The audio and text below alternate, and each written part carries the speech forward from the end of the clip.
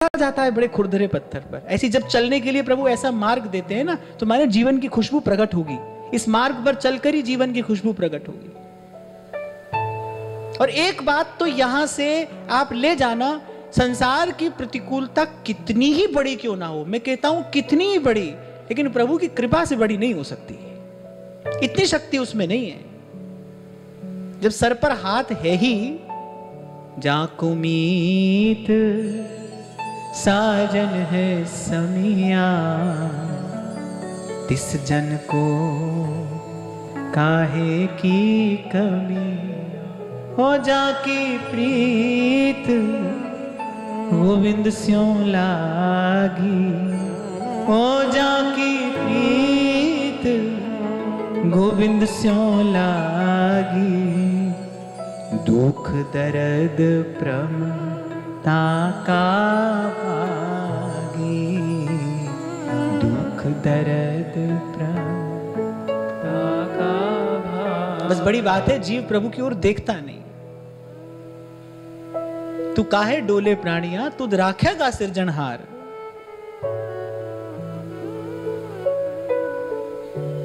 जी जंत सब जिसके किए, सोई संत सहाई, अपने सेवक की आपे राखे, पूर्ण पही बढ़ाई।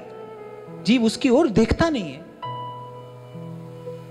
तुद राखेगा सिरजनहार। यहां प्रभु यही संकेत करना चाह रहे हैं कि मेरी होकर तुम भयभीत क्यों होती हो? तुम्हें संसार की विषम अग्नि में ही क्यों न डाल दिया जाए? होलिका प्रहलाद को लेकर बैठ गई, उसको ब्रह्मा का वरदान है कि महाभयंकर अग्नि भी होलिका को नहीं जला सकता। पर भाई अपना मान टले टल जाए, पर भक्त का मान न टलते देखा। कोई पूछे, ठाकुर जी से पूछे, ब्रह्मा जी का वरदान कैसे झूठा हो गया? हो गया भाई, वो किसी को भी झूठा सच्चा कर देंगे।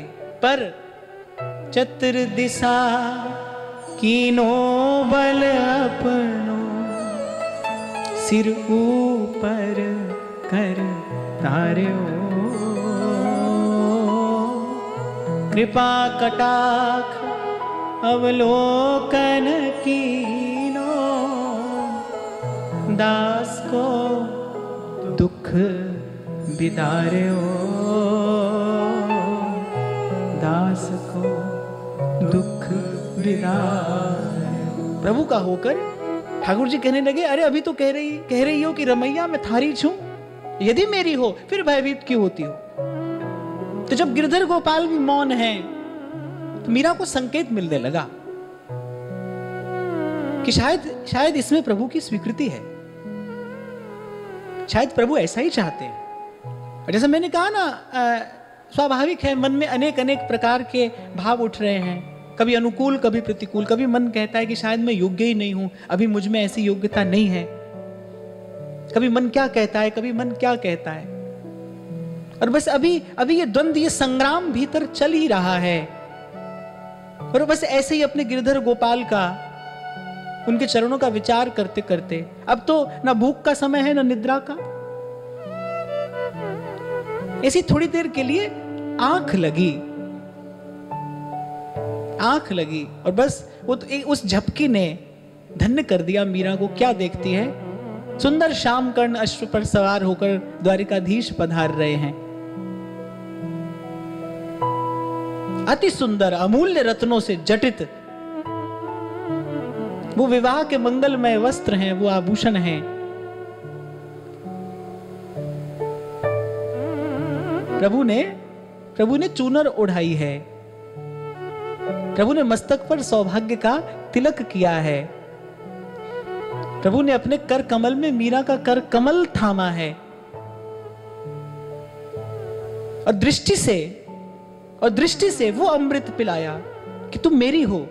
केवल तुम नहीं कहती मैं तुम्हारी हूं, मैं भी स्वीकार करता हूं कि तुम मेरी हो। समर्पण तभी पूर्ण होता है जब प्रभु भी स्वीकार कर लें। आपने कोई वस्तु प्रभु को निवेदन की, कुछ दिन पहले हमने चर्चा की थी ना, एक होता है स्वीकार करना, एक होता है अंगीकार करना। आपने वस्तु दी, प्रभु के निकट रखी है, स्वीकार हो गई, पर प्रभु उसको धारण कर ले तो अंगीकार हो गई। श्री ठाकुर जी ने अंगीकार कर लिया। मानो उस दृष्टि से श्री ठाकुर जी ने मीरा जी को संकेत कर दिया कि मैं तुम्हें अंगीकार किया है, तुम मेरी ही हो। और वो दृष्टि, वो एक क्षण की दृष्टि वो पर्याप्त थी सदा सदा का अवलंब दे जाने के लिए, सहारा दे जाने के लिए, भरोसा बन जाने के लिए कि जहां की प्रीत गोविंद स्यों लागी, दुख दर्द प्रम ताका भागी।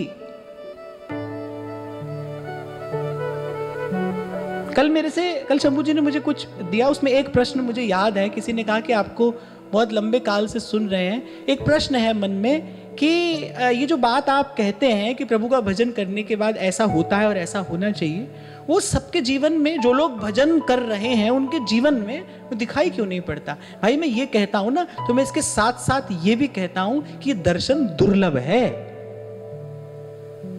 ये होता है ना, किसी बड़भागी के जीवन में ऐसा होता है।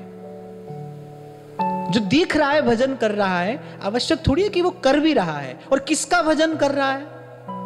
हाथ में माला लेकर कृष्ण नाम करने से कोई कृष्ण का भजन थोड़ी करता है। भजन माने यहां इस प्रसंग में मैं कहूंगा भाई, मन को चाह किसकी है, मन को इच्छा किसकी है? कोई प्रभु का नाम लेकर यदि संसार की इच्छा कर रहा है तो वो प्रभु का नहीं, भजन तो वो संसार का ही कर रहा है ना। संसार का भजन करने से क्या परिणाम जीवन में आएगा? और 100 में से 99 की तो भाई यही दशा है। अरे पता नहीं है आपको, मुझे पता भी नहीं है आपके मेरे मन में कितनी कितनी परतें, कितनी कितनी परतें कामनाओं की जमी है। कहां जन्म जन्म से ये जीव भटक रहा है। इसलिए तो कबीर कह रहे, बड़ भागी मैं सतगुरु पाया और मन की दुविधा दूर न साई। ये तो कोई विरला, भगवान स्वयं कह रहे हैं, यत्तामपि सिद्धानाम कश्चिन माम वेत्ति तत्वतः। कह रहे पहले तो हजारों लाखों में से कोई एक, किसी के मन में ये इच्छा होती है, उसमें से कोई एक विरला बोले चल पाता है। लाखों में से कह रहे पहले तो कोई एक सोचता है कि मैं चलूं, फिर कोई एक चल पाता है, उसमें से भी कोई एक पहुंचता है। और भगवान कह रहे उसमें भी भाई कश्चिन कोई होता है, कोई कश्चिन माम वेत्ति तत्वतः, जो पूरा पूरा मुझे जान पाता है, जो पूरा पूरा मुझे समझ पाता है।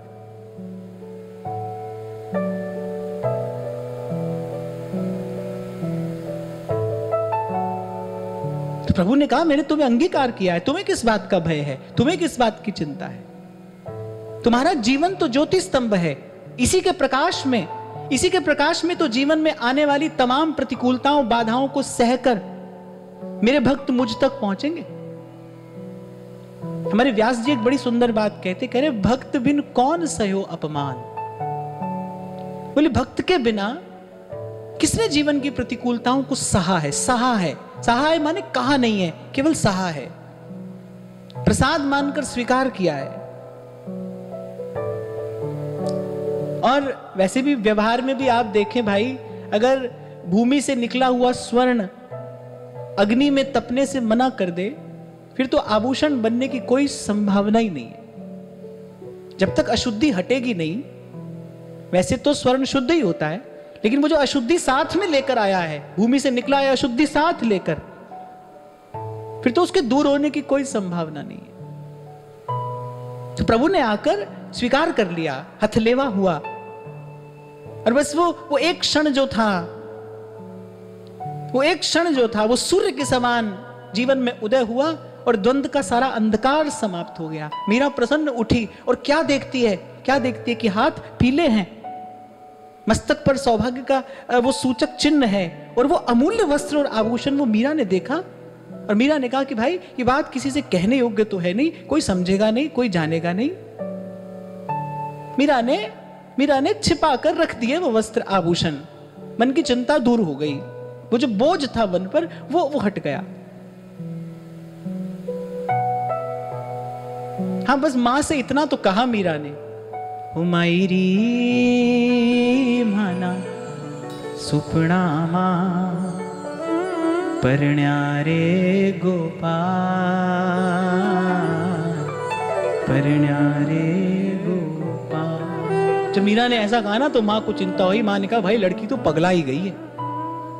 मां दिन रात प्रभु से प्रार्थना कर रही है इसका ससुराल ठीक से निभ जाए, क्योंकि घर संसार की, व्यवहार की तो कोई बात इसे आती नहीं है। अब माँ ने कहा कि अब विवाह का क्षण बिल्कुल निकट है, सारा मेड़ता लगा है बारात का स्वागत करने में। और माँ ने विचार किया कैसी बात कर रही है, सुपना माँ परण्यारे गोपाल।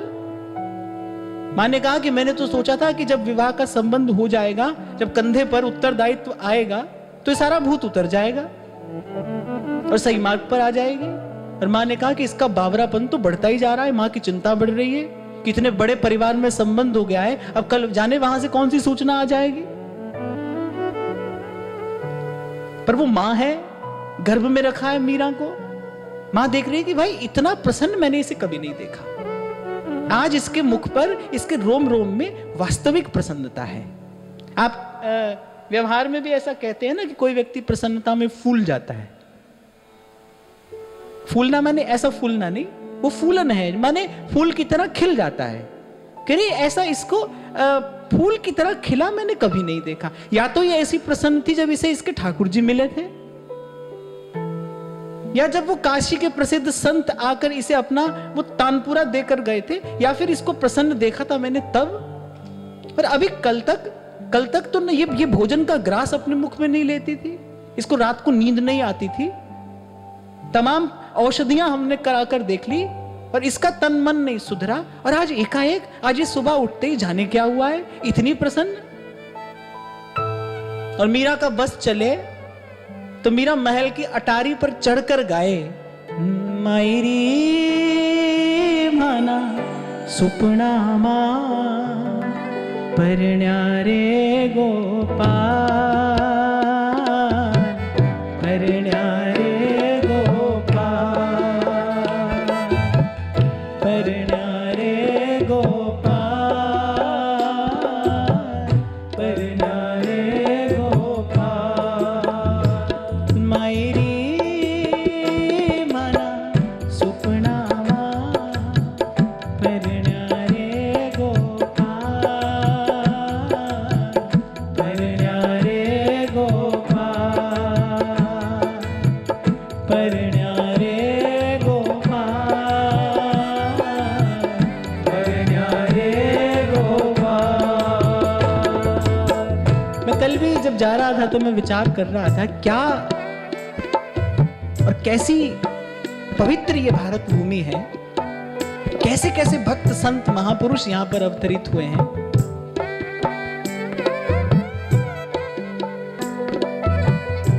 जिसका पता कोई नहीं पाता, ये प्रेम की डोरी से खींचकर उसे भी यहां अपने सन्मुख खड़ा कर लेते हैं। कैसी पवित्र ये भूमि है, धन्य ये भारत की भूमि और धन्य ये संत परंपरा है, धन्य धन्य ये संत परंपरा है।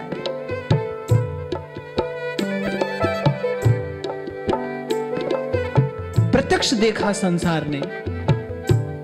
कहते हैं कि वर पक्ष की ओर से जो वस्त्र आभूषण आए थे, जब विवाह का क्षण आया और मां लेकर आई वो वस्त्र आभूषण, तो मीरा ने कहा जाते जाते अपनी इस भोली भाली मां पर तो कुछ कृपा करती जाऊं, इसे दर्शन कराऊं मैं प्रभु के प्रसाद का। और मीरा जी ने निकाल कर दिखाए वो वस्त्र आभूषण जो प्रभु ने माथे पधराए थे, जो द्वारिकाधीश लेकर आए थे। कि मीरा की मां की आंखें खुली की खुली रह गई कि मैं तो सोचती थी ये बौरा गई है, कैसी बात करती है। मीरा ने अपने पीले हाथ दिखाए, मां मेरे हाथ तो पीले हो चुके, मेरा ब्याह तो हो गया। मायरी मना सुपना मां परण्यारे गोपाल, परण्यारे गोपाल, परण्यारे गोपाल, परण्यारे गोपाल,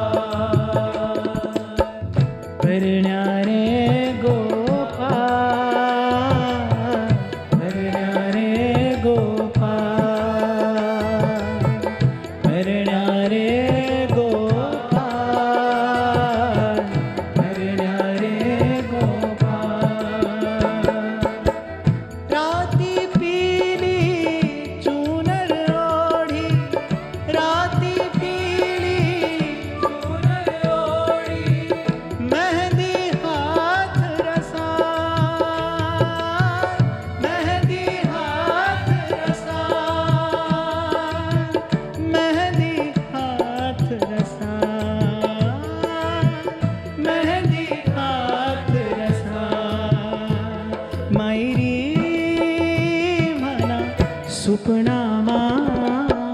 परण्या रे गोपाल, परण्या रे गोपाल, परण्या रे गोपाल, परण्या रे गोपाल। काई करा और संग भामर, काई करा और संग भामर। मीरा कह रही है कि मां अब भी मान जा, मेरी भामर तो पड़ चुकी। काई करा और संग भामर, काई करा और संग भामर, मान जग जंजाल, मान जग जंजाल, मान जग जंजाल, मान जग जंजाल। मायरी भला सुपना मां, परण्या रे गोपाल, परण्या रे गोपाल, परण्या रे गोपाल, परण्या रे गोपाल।